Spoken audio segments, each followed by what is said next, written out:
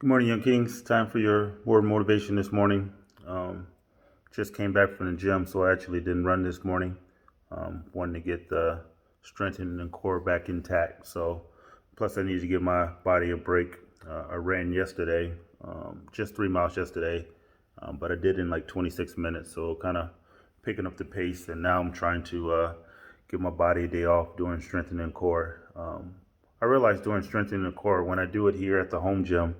Um, it's different than when I go to the gym. It seems like I go a little harder at the gym. Maybe that's just a mental thing there, just being out and about as opposed to being home and doing it. So um, I'll try to put that back in my routine. Obviously, have the mask on when I'm out at the gym and wiping the machines down, but just trying to stay fit, stay active, and keep my mind on the prize as far as moving forward and growing. So changed up the location today.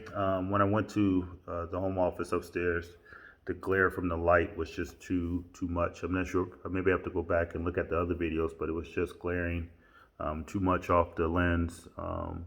So I decided to move the location down to the man cave to get it situated. But I guess technically, since I live alone, the whole house is a man cave.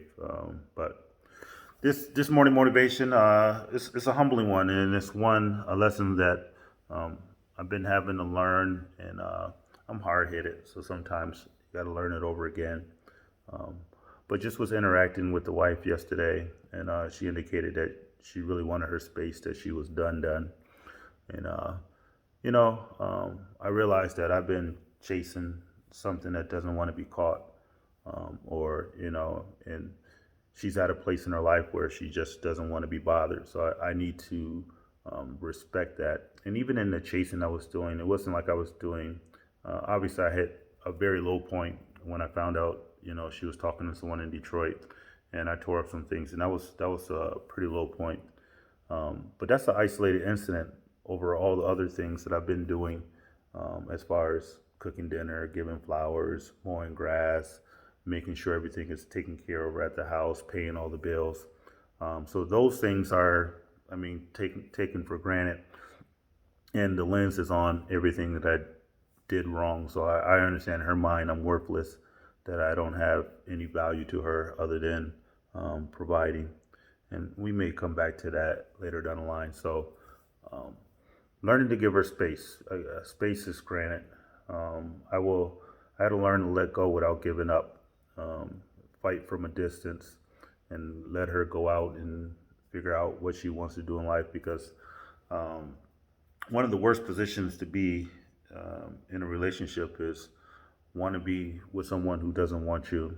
And it's become apparent through her actions and through her attitude towards me, that she's at a state where she doesn't want me. And right or wrong, that's her choice to be able to make that decision. So I need to back off and not engage in any type of way. Give her space.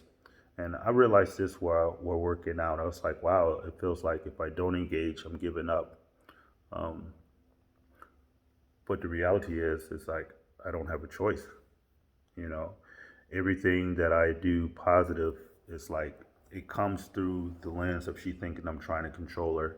Um, and she made the statement, "Well, you trying to control me? You just don't want me to go down to Detroit." And I'm thinking, like in my mind, like what man would want his woman to go down and meet with another man? Like, how's that controlling? That's not. That shouldn't be looked at as a detriment. I mean, what I should be happy that this going on, and she indicates nothing's going on to the sexual, but it doesn't matter. It's just like who would want their spouse down there knowing that they're going to see someone else. So I realized like um, she's going to do what she's going to do, and she's free to do that. And I got a few stories, but how we got to this point. Um, of the recent point is that on my birthday on May 15th, I threw a party here at the new house, and I had a lot of chicks over here, and um, they were in bikinis and all that stuff here with friends. My friend Ro, that just passed away, was here, and I had a lot of other male friends were here, and it was a party. and she found out about it. She went on one of the girls' Facebook page, and she seen some pictures, and she recognized us from the house. Um, so that's what's the straw that broke the camel's back, so to speak. But the ironic thing about it is that we were separated and considered broke up. We had been living apart, back and forth for the last 2 years, and then I got back together briefly, but then we had broke up again for 2 months. And I was asking her to move over and say, hey, let's get a new beginning and stuff, and she didn't want to move over, but because I said it was a new environment. The reality of it is, she tells me, well, I was still married and I was doing that. And, she have called the young lady and say, hey, you dealing with a married man and all this stuff, whatever. But the ironic thing about it is that we were broke up. I mean, we were separated. Yes, we were still married. But, and I said the ironic thing about it is that her justification for going down to see this dude is that we're broke up. It's like the same thing. It's like, hey, we're not together. But so it's okay, and it's destructive for you to seal our fate because I had a party while we broke up, but then you justifying you going down and seeing other individuals um, while you're still married. And you're talking about you want your privacy. But neither here nor there. Space granted. I will give that to you. I recognize today working out. I was like, you know what? Here it is. I'm in town. I'm blocked on everything. I have no ability to contact her, whether it be any social media, which I deleted social media. I may download it back. I don't know. We'll see. But phones, everything is blocked. So I have reduced or restricted access, and these individuals, these dudes, have unlimited access. They can slide in DM and say, hey, beautiful, or I like your smile, or I like to see you, or whatever. They have unhindered access. So at times I'll be feeling like this space is surrendering ground to some other dude to come in, but really it's not me surrendering, it's her giving it to them. Um, so if she could have the motivation to receive those DMs and those things, and then actively drive an hour to go see someone, then that's a decision she's making. That's her life to do that, and she's rightfully do that. What I got to do is position myself like I'm not hindered. I mean, because um, that energy is not coming towards me, and it probably won't be coming towards me for a while, if at all, if ever again. Meaning that, like, the energy she's expending, she, like I said, she would drive an hour to go see this individual, go out to dinner or do whatever they do.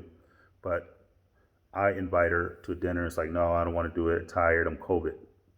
But so when it comes to me, or even not just me, but even a family event, stuff like that, it's COVID, COVID, COVID, COVID. It's COVID. I'm not going out to restaurants and stuff like that. But then you'll drive an hour to Detroit, which was like the epicenter for COVID, and entertain some man or whatever down there. So, and you suspend all safety procedures and precautions over COVID. So I'm finally woke up like her decision is made. Like, me giving her space is just, maybe she's just want to settle on what it is she really wants to do. But I think whatever she wants to do, I'm not included in that decision. So um, I still will grind. I'll wait from a distance. I'm not in a hurry or in a rush. I mean, am I lonely? At times I get extremely lonely, just to be transparent and open with you. Um, but I'm okay. Like, once I heal, I won't have an issue meeting a woman. I just got the women I want right now, and I just don't have the ability to get her. But I never had trouble picking up a woman, and I think I'm going to take a break from even desiring trying to do that in the near future. But I would say this, and this is like what's frustrating is because these men are all entertainment, meaning like, let you tell them you short on your mortgage, and you need $1,000, or you need $2,000 because your bills are behind. Let's see how much fun they become if they're able to provide. Like, it's minimized to me because it's something I've always done, and I've always provided for my family exceedingly abundantly above. But let's say that you go down and you talk to this individual and you say, you know what, I'm short on my mortgage. Um, let's say they do it a month. Would they do it 25 years?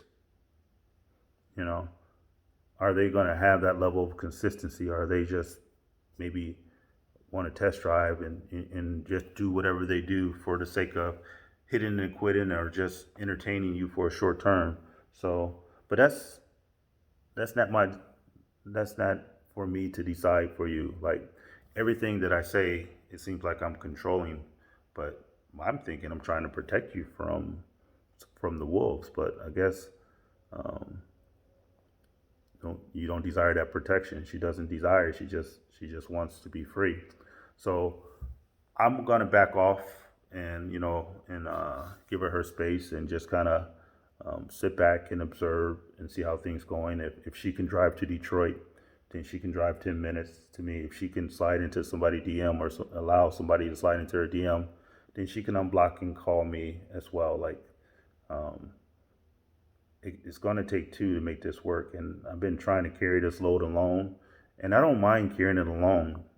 But now I'm even being restricted from trying to carry it, meaning that like she told me she doesn't want me to come over there no more. Um, don't no call and or anything like that. And the thing about it, I was coming over there. I brought her a rose, and I told her um, I was going to shoot over to Chicago because my aunt just got the word that my aunt is not doing so well, and she's 80 years old, be 81 in December, and they said it could be any day now. So I was asking her, I said, hey, would you mind shooting over to Chicago with me so I can go see my aunt? And she's like, no, you're just trying to control me. You just don't want me down in Detroit. That's why you're trying to get me to go to Chicago with you. I know your manipulation and all this. And it's like, wow, that's a pretty low thing, So everything I say, and I did. I said, well, if you don't go with me, at least don't travel in the other direction and go to Detroit. You know, like, man, what is that too much to ask? And she made a statement like, I don't want to go with you because people be asking questions, what's going on with us and this and that. And from outside looking in, that seems like a logical perspective. But I remember when the shoe was on the other foot and it was me who wanted out and that I had moved out, and then her grandma and her uncle was sick in Kentucky. And when I moved out, I wasn't talking to anyone else. I said, I'll move in with your dad, just so you know, I ain't gonna be bringing no chicks over your dad's house or whatever. I need my peace. So I moved out with her dad, and then her aunt and uncle got sick, and she calls me and asks me. She tells me about her grandma being sick in ICU, and it was like my grandma too. I've been with this woman over 25 years, so it was like my grandma too. So I was like, hey, forget what we're going through. Um, I'm coming. We can. I called off work the next few days, and we drove to Kentucky to go see about her family because it was my family too. And I mentioned that to her. I said, look, when it was when the shoe was on the other foot, like I did this for you and your family. And I'm realizing, young kings, and this is a lesson that if you can learn early, it would benefit you. Never expect you out of someone else. I'm going to say that again. Never expect you out of someone else. Just because you did something for someone else doesn't mean that someone else would do that for you. And you got to be mindful of that. Um, in the book, No More Mr. Nice Guys, they call it hidden contracts. Like you do something for someone and you expect them later down the line or to be reciprocal and turn around and do something for you. That's not how it works, and that sets you up for major disappointment. So even when I say this, I recognize that I entered into a hidden contract with some of the things that I did. So I told her, it's like, hey, when it was your family, um, I got up, I suspended what we were going through, and I went down and seen about your family. And she said, well, that's different. We were in different times then. I said, no, we were separated. But as I think about it, I said, it is different. Because at that time, I wanted out, but I wasn't talking to nobody else. So now the thing is reversed. She wants out and she's talking to someone else. So it's like, it is different. And I got to realize, like, this is her life. And back to my counseling thing, and I'll go to another session this Saturday, continuing on this endeavor. And she told me, she was like, be honest with you, your marriage may be over. You got to accept that.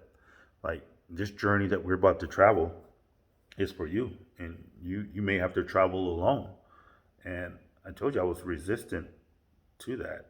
And she was saying, hey, but regardless of what happens, you got to look at your brokenness as a gift.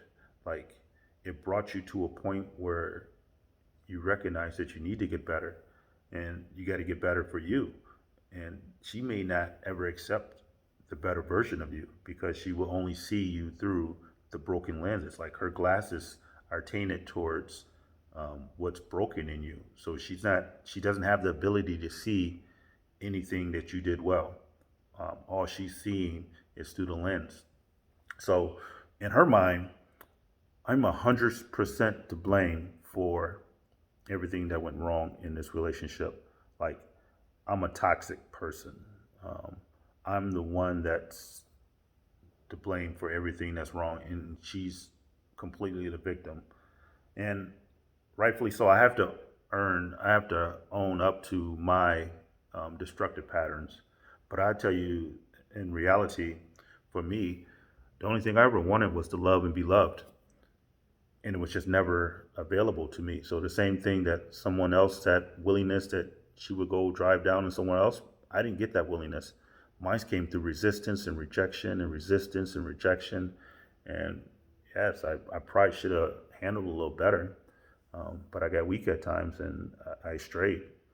Um, but now I got to fight through that same rejection. So this, I rambled on a lot and I've been it, but I will say this is going to be my last video on this arrested development. Like, this is going to be a capstone on the worst part of my life in endeavor. I won't say worst part of my life because who knows, I still got a lot of living to go. But as far as this area of my life, as far as destructive pattern of losing control of my emotions, of being placed in a position where I'm continually rejected, um, this is the funeral for that in my life. Meaning that, has my love for my wife diminished? No, no. If she were, to give me 10%, and I'll put in the 90 through demonstrated change behaviors and go ahead and do those things. But the reality of it is, it's like there's nothing there coming back being reciprocated. And I got to understand, like, this is where she is in her decision making process. Like, she just wants space. And what she does with that space is her choice. I just got to do something with my space and be productive. So I'll continue my self love Saturdays. I am going to shoot over to Illinois and check on family and spend some time with family. And who knows, she may be in Detroit and she may not be. But the reality of it is, it's like, I got to stop consuming my efforts and energy towards a relationship that doesn't want to be. Like, we're not in court or anything, but at the same time, she tells me we're not together, we're not alone. I mean, we're not a couple. And I realize more and more through this process, like, she needs to be mad at me in order to justify um, slipping out with So it's like, I can bring a flower over and it's going to evoke a negative response. Or you trying to manipulate me, you trying to control me by giving me a flower so I won't do this. It's like, I can't even show appreciation. Like, she's so hurt right now that I can't even show her any type of appreciation. Like, anything I do, if I mow the grass or you mowing the grass, so you said a video about me mowing grass and giving somebody else the ass, or you mowing the grass just so I don't give nobody else the ass. It's like, hey, like, uh, the reality of it is, it's like, no, I don't want my woman with no one else. But I didn't just start taking care of you in this last few months that we've been going through stuff. It's been 25 years. And it's kind of frustrating. Like, these other individuals who do nothing for you get willingness and attention. Um, but once again, that's her choice to do that. So I realize more and more, and this is not just her in general specific, but um, it's even probably an element of my kids too. I mean, like the people who benefit from me the most probably respect me the least. Like they look at me as I don't know, but through tainted eyes. Like they think that I work hard and I grind and I do push people hard. I do continue to strive for them to be better, and I think they're irritated by that. Like I don't know, it's just like, but the way they perceive me is like it's destructive. Like everybody else outside of my family, my immediate family. I'm talking about the people that were birthed and the one I married. Outside of that immediate family, everybody can seem to be proud and say, "Hey, you come a long way." But to them, I'm just like I'm nothing. And I think that's what they were talking about. A prophet is without honor within his own home, and there's no honor there. Um, like I am the reason for everything that's bad. Um, but the reality of it is, I gave them more than I ever had, and I don't think they appreciate that. At least they won't appreciate it for a while. Um, I'll close on this. Like, I know I got some good attributes, and my end state, as I mentioned, is a healthy relationship, and I would love to have that with my current wife, but she's not in a position right now where she desires healing. Like she can't even acknowledge that it took two of us to get here. Like in her mind, in her bitter friend's mind, like she's thinking like she's a victim, and very disgruntled. Like my friend, Eric told me, it's like it's not yours, it's just your turn. And she got extremely upset at that comment. But I asked her, I says, "Are your friends not speaking ill of me? Are they telling you good things about me, or are they saying fuck him? He's toxic, he's going away." So that element of having expectations to, um, I'm supposed to be sitting over here quiet in isolation while you out with your friends and doing who knows what and waiting. I'm supposed to be waiting and hoping for another opportunity. I do hope I get another opportunity, but if not, then I'm okay. Like I'm learning to surrender. I'm learning to surrender. Like I told her dad passed away right after her aunt passed away, and but right before her dad passed away, probably about a few weeks, he sat us both down on the couch because I told you I had moved out of the house. I moved in with him, and he sat down and he was like, "Look, I've been watching y'all marriage for 20 years, and I used to didn't like Andrew. I used to think that he was too hard on y'all and that he was trying to put y'all in the army and do all this stuff. But then he says, I've grown and I've learned to respect him as a man of how he's provided. He's coaching soccer. He gets out of work. He goes straight to soccer practice. He's working with the girls. He's helping them do drills. He's teaching them and mentoring and developing them. They probably don't like the talks he give them, but he's investing in their lives." And he says, "I see how you treat them, like, because he left her life pretty young. He says, I understand when I come in that you give me a pat on the back and you don't embrace me because of what I've done and the mistakes I made, and you haven't forgiven me. And I'm okay with you not forgiving me. But I see him when he comes home from work. You do the same thing to him. You give him a pat on the back, or you walk away and you don't even speak or acknowledge him." And he was like, "That's the same stuff I left your mom for." And I had to correct him. I said, "Hold up, I make mistakes." He said, "I know you make mistakes, but I'm saying like how she treats you is not acceptable for a wife to treat." And this is her dad talking to her about this. And he says, I wouldn't put up with this.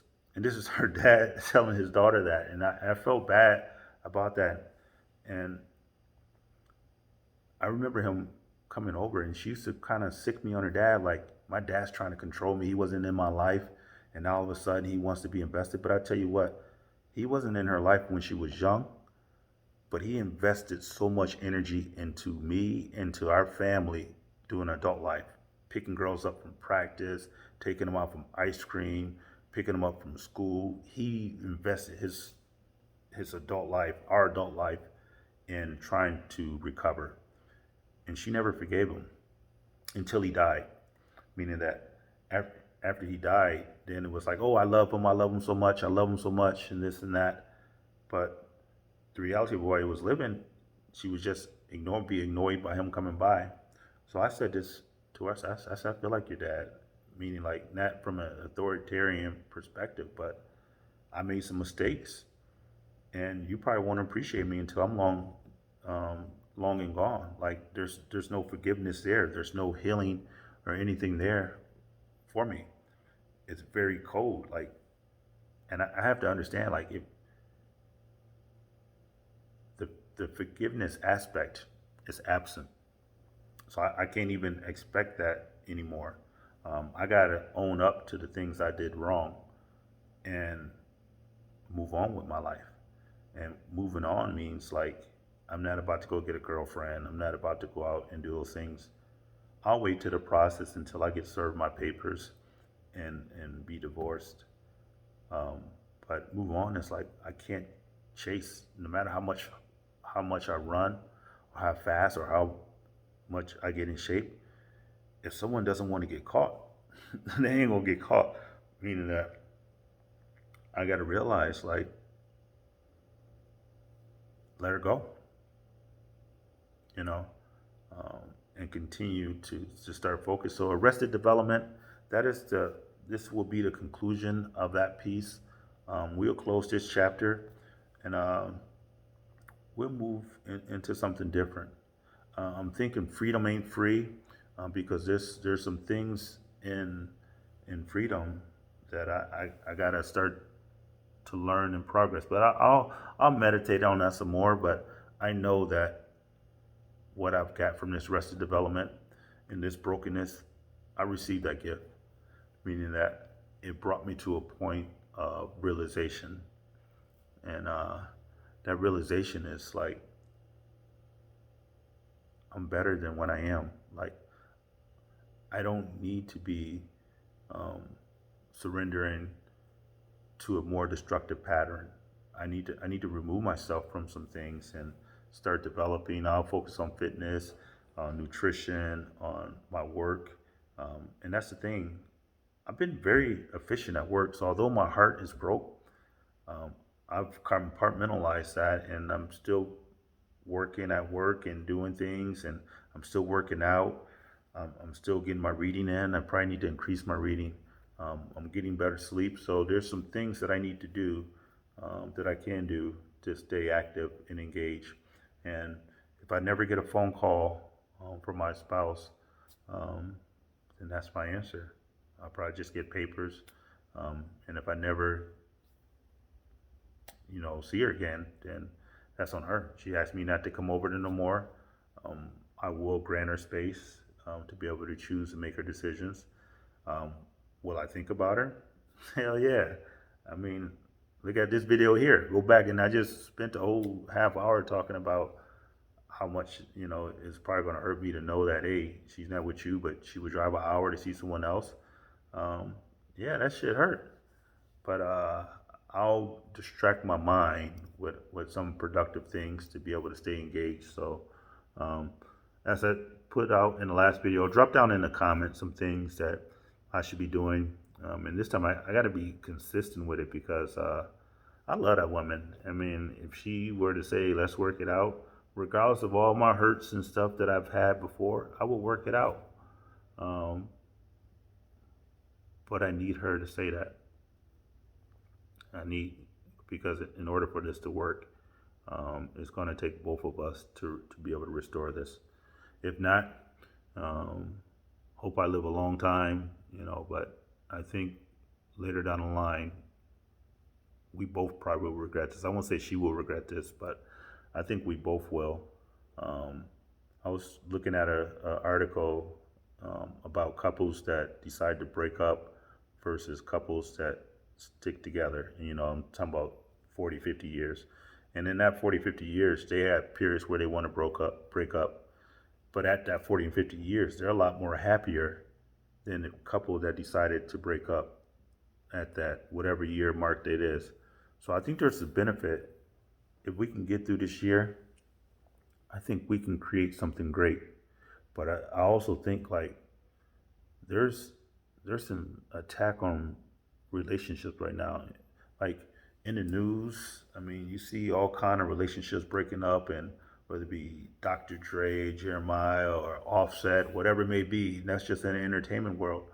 But in black families, there's a distinct destruction of the family unit that's breaking down, and each one is different. I mean, they each maybe having justifiable reason why it's breaking down, but the reality of it is, it's like they're falling apart.